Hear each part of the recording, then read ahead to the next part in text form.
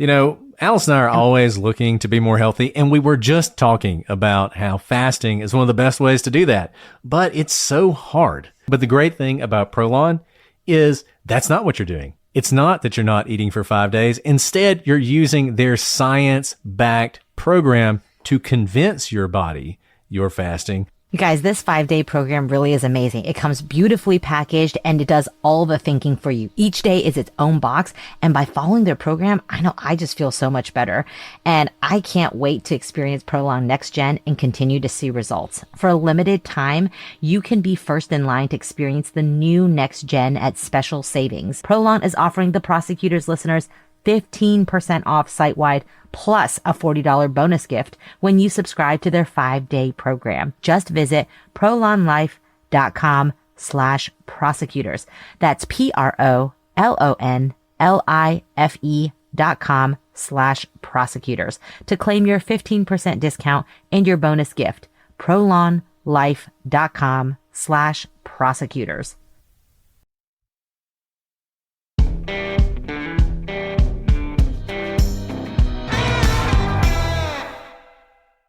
Hello, everybody. This is Brett and Alice from the Prosecutors, and today we want to talk to you about one of our favorite podcasts, Generation Y. I've been listening to Generation Y for years, and I can tell you, whenever we do an episode, Generation Y is one of the first places we go to for research. When it comes to true crime podcasts, Generation Y is a pioneer. If you're obsessed with crime mysteries and unsolved murder cases like we are, this show has it all. Hosts Aaron and Justin cover cases from all angles. They break down theories, dive deep into forensic evidence, and discuss their opinions on the most perplexing cases. On this episode, you'll hear the unusual case of Michele Neurauter. In 2017, in Corning, New York, Sergeant John McDivitt conducted a welfare check at Neurauter's house. Through the glass of the front door, he could see the silhouette of a woman and knew something terrible had happened. Inside the home, he found Neurauter dead. At first glance, it was easy to assume she'd taken her own life. But when it became clear that this wasn't an open and shut case, the first person suspected was Neurauter's ex-husband. Though he seemed to have an alibi, some questions remained, and this whodunit case takes some highly unexpected turns. So you're about to hear a preview of Generation Y, and I think when you're finished, you're going to know why we're such big fans. So while you're listening, follow Generation Y on Apple Podcasts, Amazon Music, or you can listen ad-free by joining Wondery Plus in the Wondery app. Enjoy this preview.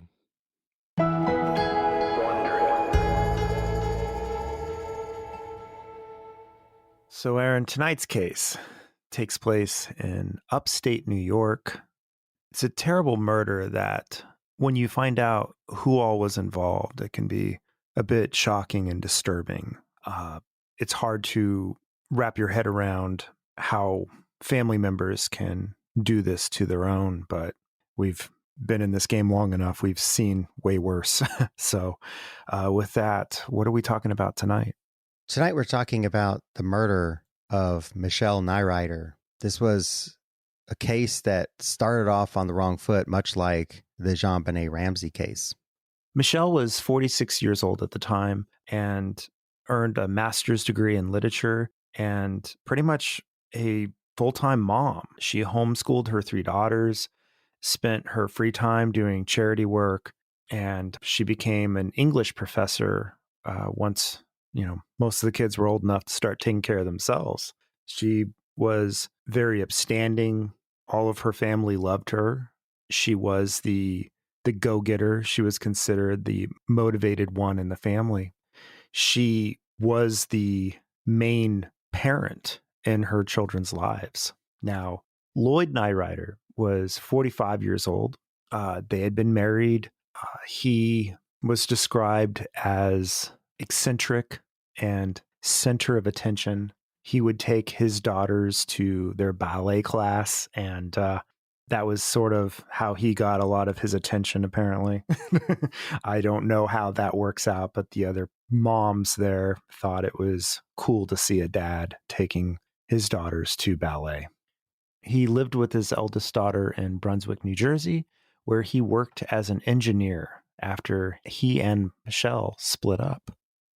They had 3 daughters, but when it came to their split, this was a very contentious divorce.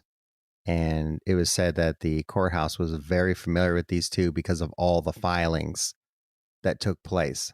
And because they were splitting up, the family split up. The oldest daughter moved to New Jersey and lived with Lloyd. Carrie and her younger sister moved with their mom to a new house in Corning.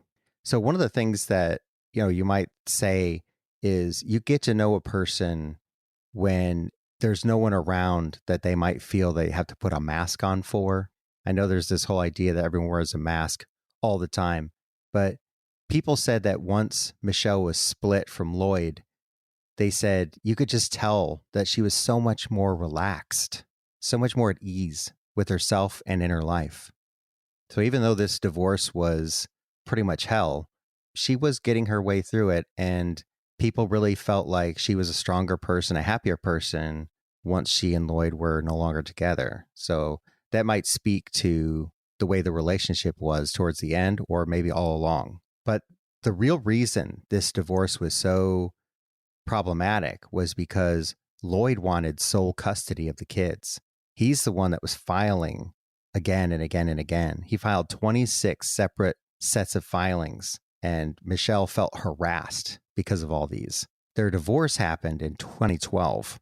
And not only was the courts familiar with this household, but the police were called out to the home dozens of times for domestic disputes and arguments and fighting.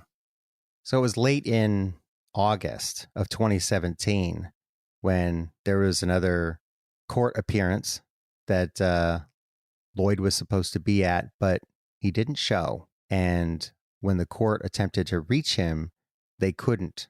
They tried phoning him. They even sent him emails. Now, Michele sent a text message to her divorce lawyer on August 26th of 2017. And she was saying that, "I am in shock. Lloyd did not show up for the appearance for his petition for sole custody.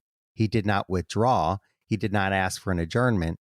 He didn't answer the court's phone calls, emails, nothing." This is really out of his character because this is what he's been gunning for a while. Right. And that's what he needed to do, was convince the court that the kids should be with him. You know what? And I kind of get it, because the way people describe Michele, that's not exactly the person you'd worry about the kids being left in the custody of. She's this great mom, very involved with her kids' lives, and does a lot of charity work. This is, like you said, very upstanding. That's probably an uphill battle for this guy who's known to be the center of attention. I'm sure he's more complicated than that. But, when people talk about him, he has his way about him. He's kind of eccentric. You take these two people to court, who's going to win that battle? Maybe he saw the writing on the wall and thought, that's it. But this case gets complicated because just 2 days after he's a no-show, something terrible happens. It was Monday, August 28th, 2017. A friend of the family went over to the house to pick up the youngest daughter for swimming practice. The friend knocked on the door, but didn't hear anybody, and no one came to the door.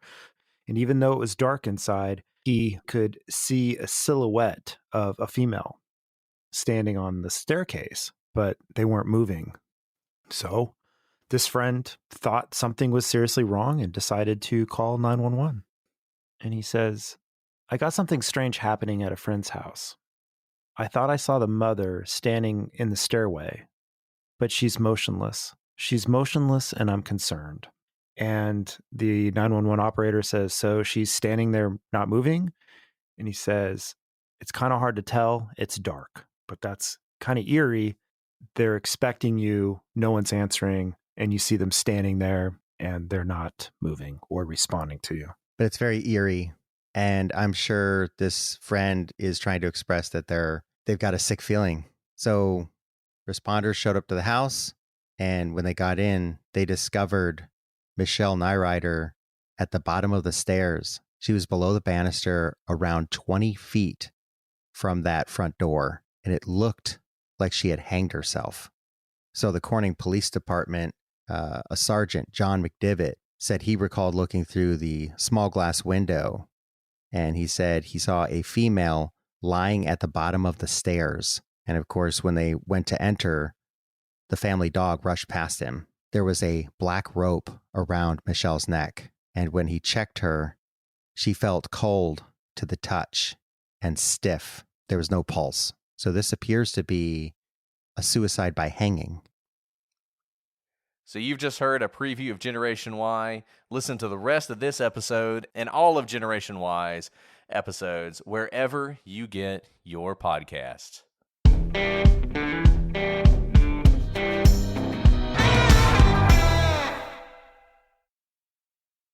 Find yourself looking for a new job or change in career? Monster.com is here to help. We are not only here to bring you job postings, but also AI interview prep and salary tools, expert career advice, and top-notch resume services. We've got everything you need to land your perfect job fit. Discover the magic of finding the ideal job with Monster.com. Your future starts now. Visit Monster.com today. Your next job opportunity is just a click away.